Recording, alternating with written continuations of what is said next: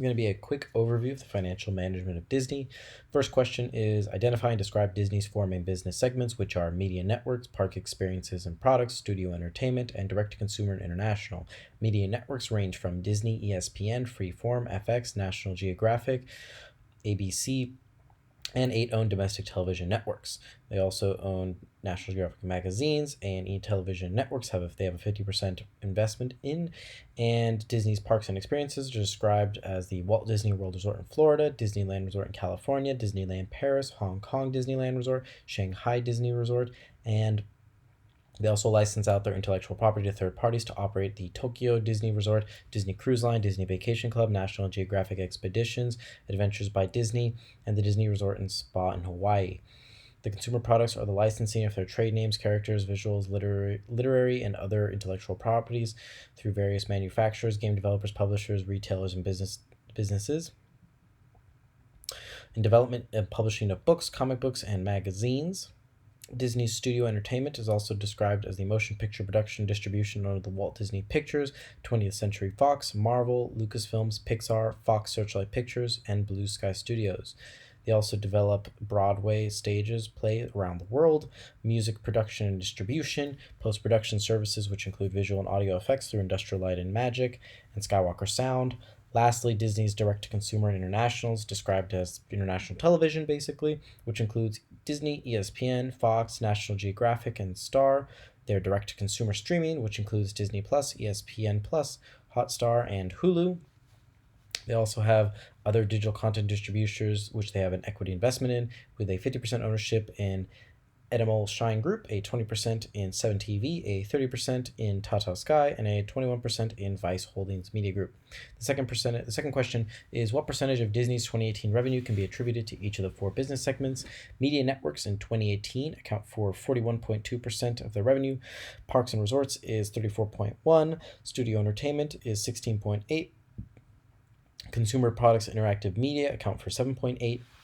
Third question, Disney's portfolio of businesses. The media network, all these numbers are in the revenue of millions, of course. They had a total revenue of $24,827 with a total operating income of $7,479 after expenses. The theme park and resorts had a total revenue of $26,225 with a positive operating income of $6,758. The studio entertainment had a total revenue of $11,127 with an operating income in the positive of $2,686. The direct-to-consumer and international had a total revenue of $9,349, but with an operating loss of $1,814. So they were in the negative in that category. And what type of goals have been set by management to improve the efficiency of the operation? Those goals have been met. So for service revenue for fiscal 2019, which increased by 19% or $9.7 billion to $60.5 billion due to the consolidation of TFCF and Hulu's operations, and to a lesser extent, growth at their legacy operations. That increase at their legacy operations was due to a higher guest spending at their theme parks and resorts, an increase in affiliated fees, higher theatrical distribution revenue, and grower and merchandise licensing.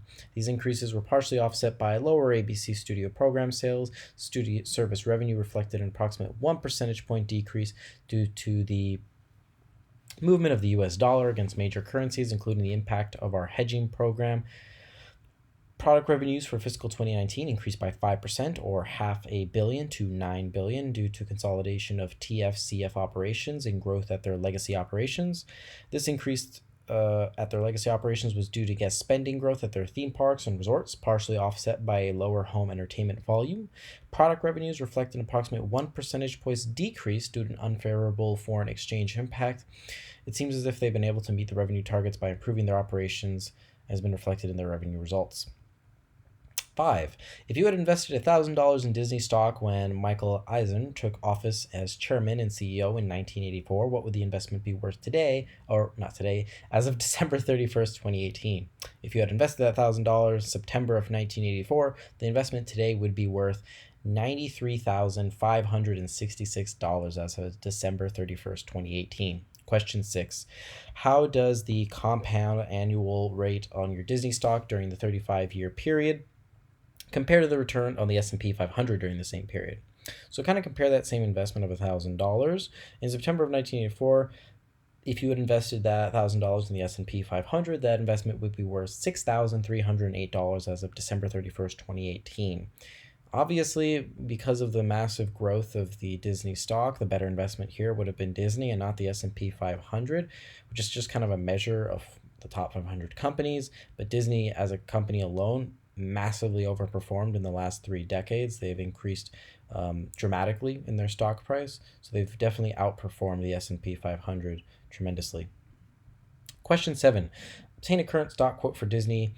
What is the current 52-week change in stock price for Disney and the current 52-week change in stock price for the S&P 500?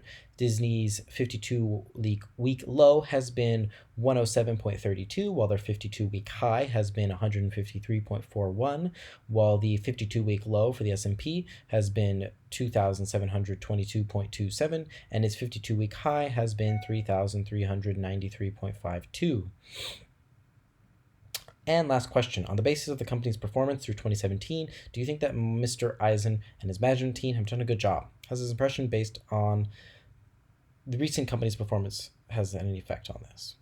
I believe on the basis of the Disney stock price from January 2017 to today has risen from today, as in today, has risen about 10.25% over that period of time. This performance has shown that Mr. Eisner and his management team has done a really good job of running Disney, and my impression has been strengthened by looking at their financial reports as well of the company.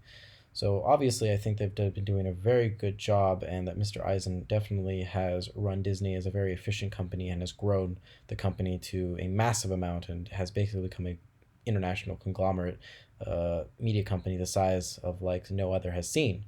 So I definitely think that Disney and Mr. Eisen has done a great job, and that's my brief video about the report. Thank you for your time.